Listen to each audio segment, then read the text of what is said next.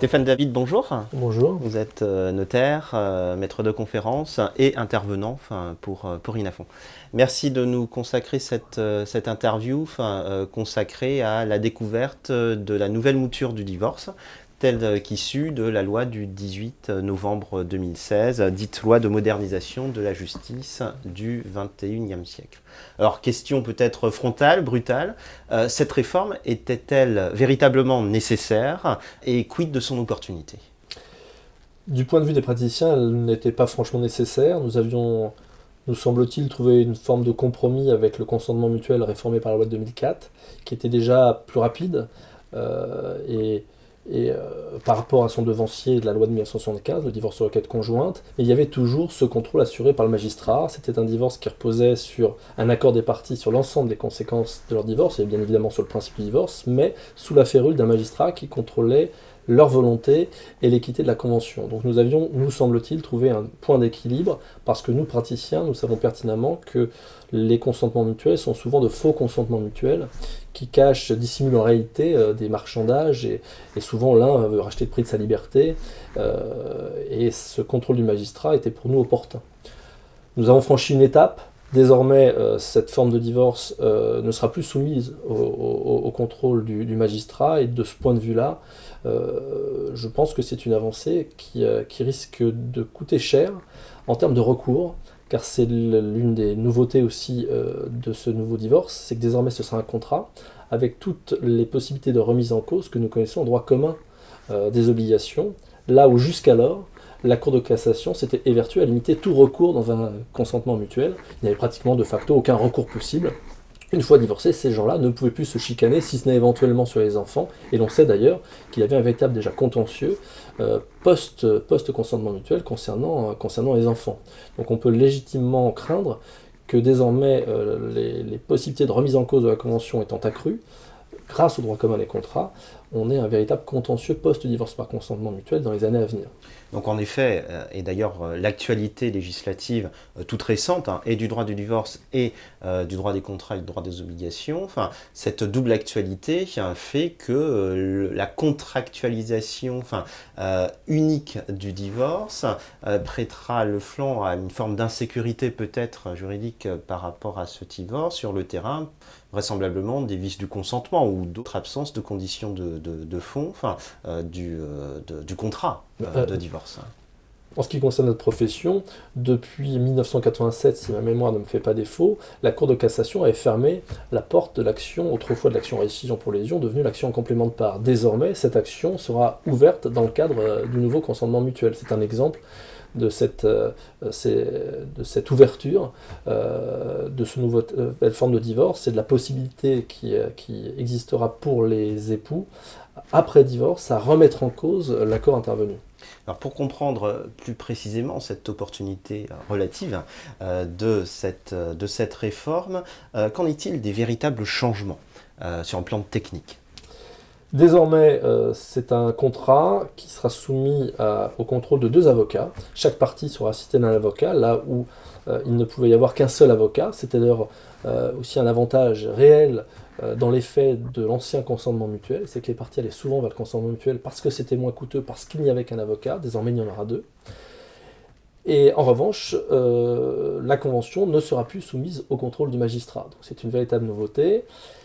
En revanche, la convention de divorce sera soumise au regard purement formel du notaire, qui assurera le dépôt au rang de 5 minutes de la convention contresignée par les avocats.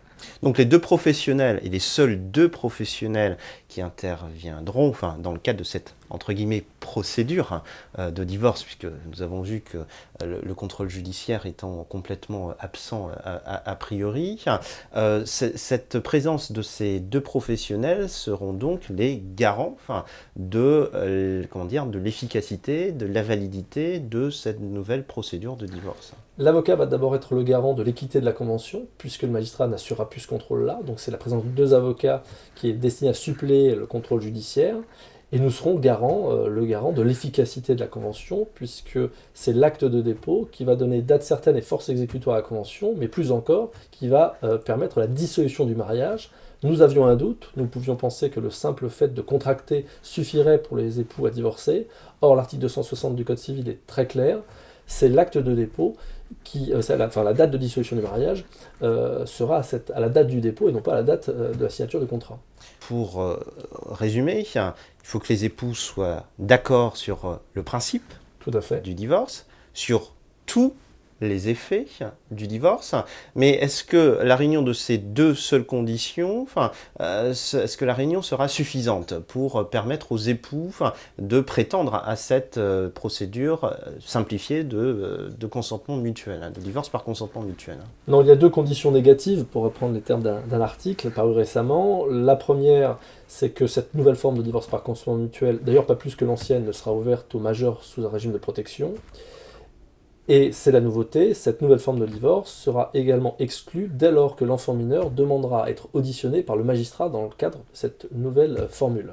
Donc, quelle que soit la mesure de protection juridique, qu'il s'agisse d'une sauvegarde de justice, d'une curatelle, d'une tutelle, d'un mandat de protection future, mais également de la nouvelle habilitation familiale. Manifestement, le texte est rédigé d'une manière suffisamment large pour englober toutes ces situations. Alors, si on se concentre fondamentalement sur le rôle du notaire, parce que c'est ce qui nous préoccupe ici en premier lieu, quels seront les nouveaux réflexes à avoir pour le notaire qui sera en charge d'intervenir dans cette procédure, toujours entre guillemets, de divorce par consentement mutuel conventionnel? Dans la réflexion, il y a un vrai changement. Ce vrai changement est lié au délai de réflexion qui est donc accordé aux époux entre l'envoi du projet de convention par l'avocat et le moment où ils vont pouvoir signer la convention ou les actes, s'il y a un acte portant règlement de régime matrimonial, un acte notarié. Pour le coup, ce qui change pour nous, c'est qu'il va falloir, alors comme avant d'ailleurs, il va falloir vraiment un vrai travail en amont. Le notaire conserve son rôle traditionnel de notaire dit liquidateur. Dès lors que les époux sont propriétaires de biens soumis à publicité foncière, l'acte portant règlement du régime matrimonial doit être notarié. De ce point de vue-là, notre intervention ne change guère par rapport à l'intervention ancienne, si je puis dire, si ce n'est qu'il faudra apprendre à faire attention à certaines clauses de nos actes. Nos actes ne seront plus conditionnés comme autrefois à l'homologation par le juge, mais seront soumises à la condition de notre dépôt. Il y aura en revanche un rôle tout à fait nouveau, il y a un rôle tout à fait nouveau dévolu au notaire, c'est le rôle de notaire dépositaire, si je puis dire, puisque nous allons assurer une nouvelle fois le dépôt de la convention au rang de nos minutes. Et ce dépôt a tous les effets que j'ai déjà indiqués, donc un rôle essentiel dans la nouvelle formule. Ce qui est important à souligner, me semble-t-il, c'est que les textes laissent à penser qu'il y aura une sorte de circuit long, notamment lorsqu'il y aura des biens soumis à publicité foncière, qui consistera pour les parties à venir signer chez le notaire l'acte notarié portant règlement du régime matrimonial. Le notaire devra remettre une copie à l'avocat qui fera signer la convention de divorce aux parties, puis l'avocat transmettra au notaire dépositaire la convention pour que celui-ci en assure le dépôt.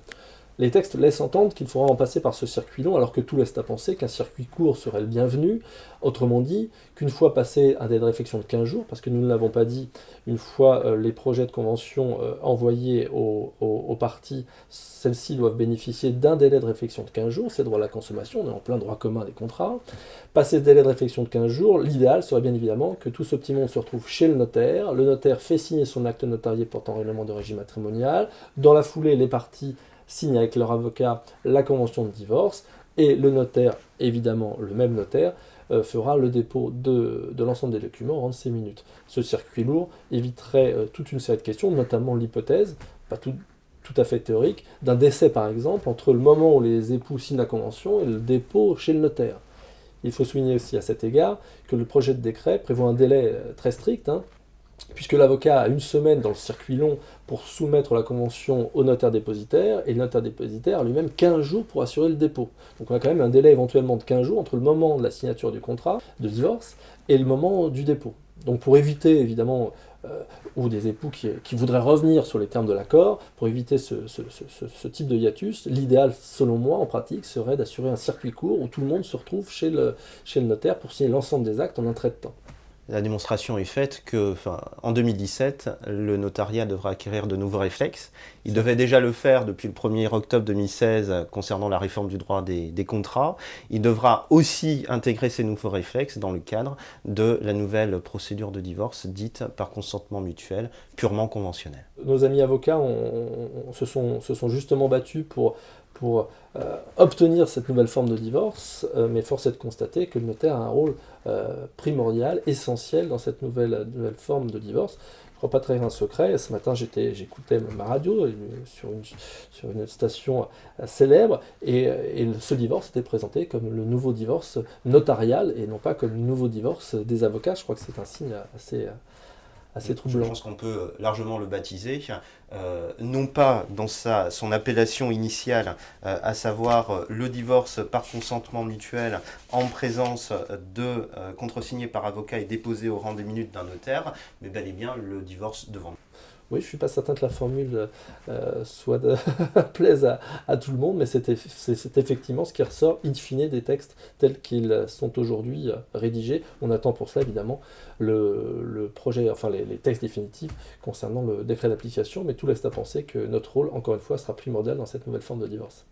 Maître Stéphane David, merci beaucoup de cet entretien.